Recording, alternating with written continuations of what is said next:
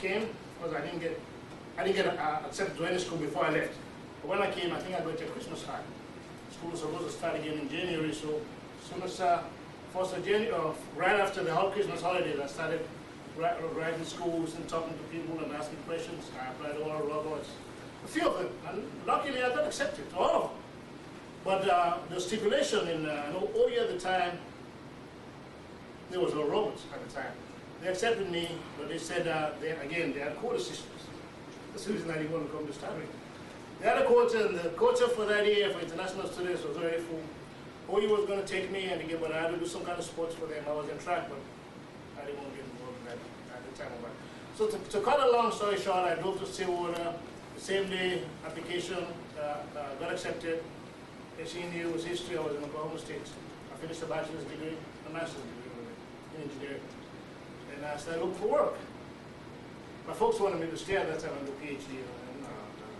First of all, thanks, Dad, but I got little brothers help them. I can manage. I think I'm old enough now. So I applied to different places when I finished Oklahoma State. I got 2 offers from 2 universities, Prairie View and Langston University, 2 black colleges. I got Prairie View, I think I had a research assistant job, and Prairie View I had a teaching job. Awful.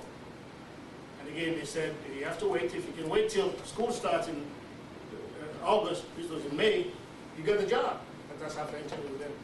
And then again, I applied to a few private colleges, a few institutes, and I get offered an engineering, industrial engineering position with Campbell Soup. So that's how I moved to Texas to start with. Worked with Campbell Soup for a while in Paris, Texas, and my wife came, by the time I got married there, my wife came to join me over there.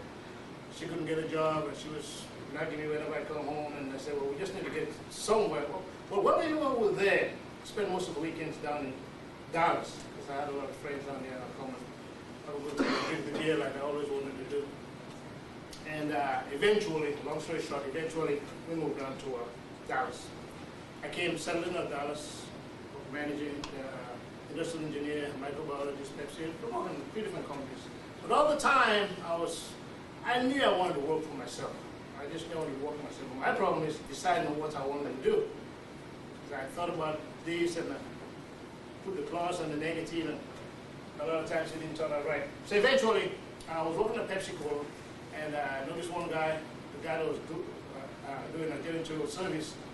He was come over there and we talked, and he was a graduate from TCU. He was asking questions, he would ask me. I noticed he was driving a nice car, nicer than I was driving, working as a microbiologist over there. And I got to figure this guy was doing at least about $60,000 a year. And at that time I was only doing like 40. I said, man, this is not fair.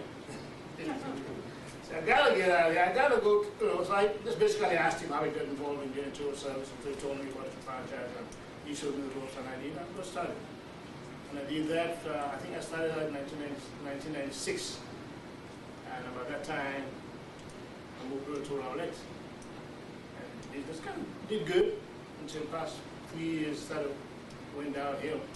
So I settled in Rowlett, built a couple houses, and one day I was driving, it's 2003, I went to the new location, nice neighborhood.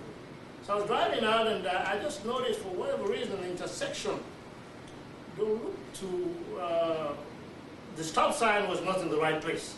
And then you got a lot of overgrown trees that you can't see traffic coming from way in the back there. So I asked the builder, about a week after I got in, I said, just basically told them, I said, they don't think this intersection is safe. I said, what can we do about it? And they said, you noticed? I said, what do you mean I noticed? I said, who wouldn't notice? I said, well, I've been fighting with the city day and night to get this thing taken care of, and nothing has been done. I said, but maybe since you're a homeowner now, maybe they'll listen to you. I said, well, that's fine. Who to call? Who do I think I need to call? So he gave me some names, and I called this department, I called that department, I just called everybody. Eventually, I went down there and talked to the city secretary. She put me in the right direction, wasn't to talk to. So I started working the guy.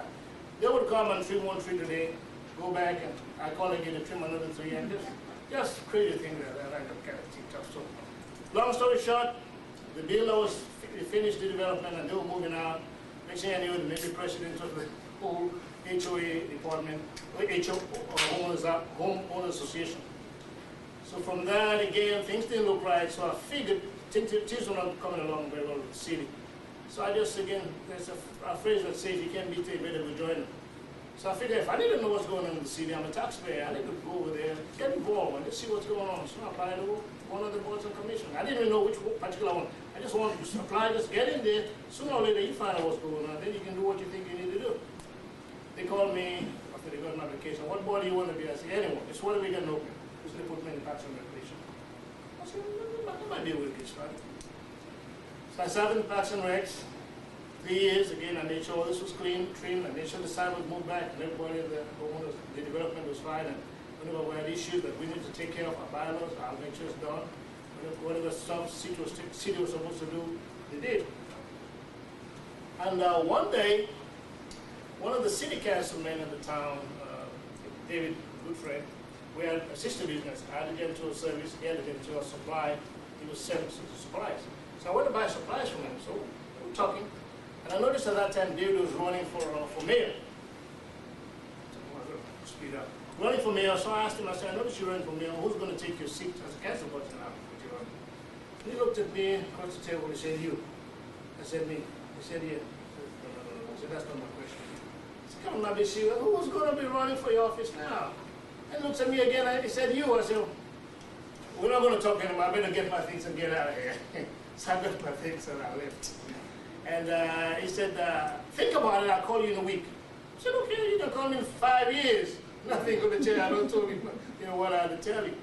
So, truth is, he called me back after a week. And he asked me again, he said, have you thought about it? I said, yes, I have. He said, what do you think? I said, no. And then tried to convince me, and then eventually he said, well, do something with my package. I said, what? He said, go pick up the package. You have to get a petition. Go pick up the petition because they're going to stop giving out in a couple of weeks, in a couple of days. He said, then if you change your mind, at least you have it here. But if you don't go pick it up now, you're not going to have it if your mind changes. So, a good friend advised me, right? I picked up the package, put it in the car. I didn't even bring it in the house. So I thought about it. Left it in the car. So one night, Saturday evening, I came back from Brewster with my wife and the children. And again, being the HOA president, once in a while I walk around the neighborhood, just talk to people. So I started a nice spring evening, it was about April. I left them on doing the grocery, then I just started walking just to talk to the people. And halfway down the drive, I said, you have that paper with you. Just bring it and talk to these people about it. Yeah, I think I'll do that. So I went by and I picked it up. And just about every house I knocked at, people, they were more excited than me. I started thinking, I said, wait a minute. I'm supposed to be running, and I'm not excited. These are the people who knock on the door and, oh yeah, that's good. Let me sign. What do I sign? Something no sound. But anyway, I still continue to just do the petition. So I went to this one house. Nice looking lady, African-American lady. Opened the door. And again, I gave her my spiel. I told her, she know the president, and I said, any issues? She said, no. I said, by the way, I'm thinking about running for councilman over here. I says, and I like signature, just to support. And then she just kind of took one step back in the house, looked at me, up and down. She says, you. At that time, I didn't know where she was going, so I couldn't say it well. I just said, you. Want to run for council here in Rowlett? Yeah. Don't you know that black people don't run for office out here? I said, actually, no. He says, come. Brought me in the house, closed the door. He says, the reason I know my granddaddy tried. He gave me all the story and all the stuff. I later tried before, she didn't qualify. Mr. Chow was telling me. It's just, you can try if you want to, but chances are slim to none. So, well, I'm in it too deep now. I only need a few more signatures to go. And she says, okay, come on. And she sat me down. Interestingly enough, this house I went to, they were supposed to be having a shower there that day. So she just called the people to come on in early and all this stuff. And before I left the house, my petition was all filled up. Took it to the secretary, filed the papers. But then that was all I've done. And I mean, naive, don't know how much money you need, if you need any money, what to do, know what not to do. So I was in the park board already. So people in town already knew I was running for office, the newspaper and all that good stuff. And so my manager, so the chairman of the park board, he asked me, why are you running? And